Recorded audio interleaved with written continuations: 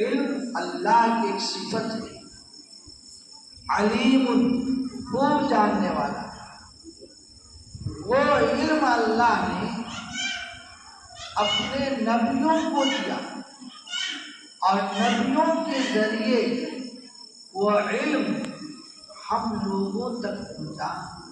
خاص کر اللہ نے جو قرآن سرکار جو عالم صلی اللہ علیہ وسلم پر نازل فرمایا تو غار حرا میں پہلی وحی نازل ہوئی تو کہا گیا اقرأ بسم ربک الذی خلق، پڑھیے اپنے رب کے نام سے جس نے پیدا کیا، پڑھیے اپنے رب کے نام سے جس نے پیدا کیا۔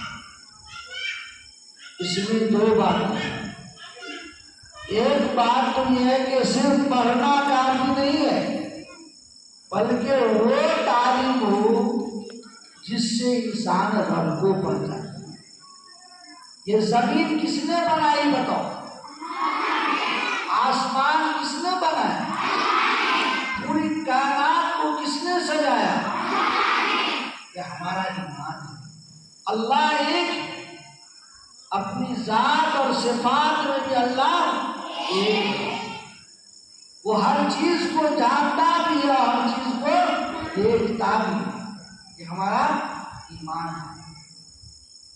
تو اللہ کو ہمیں پہچاننا ہے اور پہچان کر کے اللہ کی بندگی کرنی ہے، اللہ کی بندگی کرنی ہے۔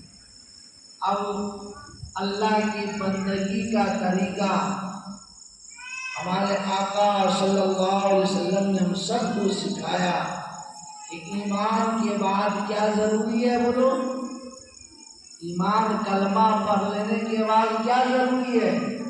نماز۔ کیا ضروری ہے؟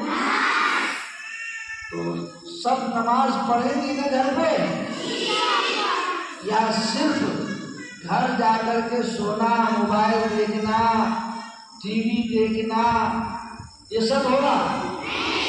نہیں۔ تم اللہ والی بولو، کیا بولو؟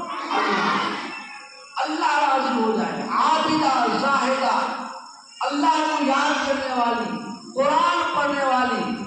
حدیث کے اندر ہے جس گھر میں قرآن پڑھا جاتا ہے اس گھر میں اللہ رحمت و برکت نازل کرتے ہیں۔ تو تم سب جب گھر جاؤ گی تو اپنے گھر میں قرآن پڑھو گی انشاءاللہ، تاکہ گھر میں اللہ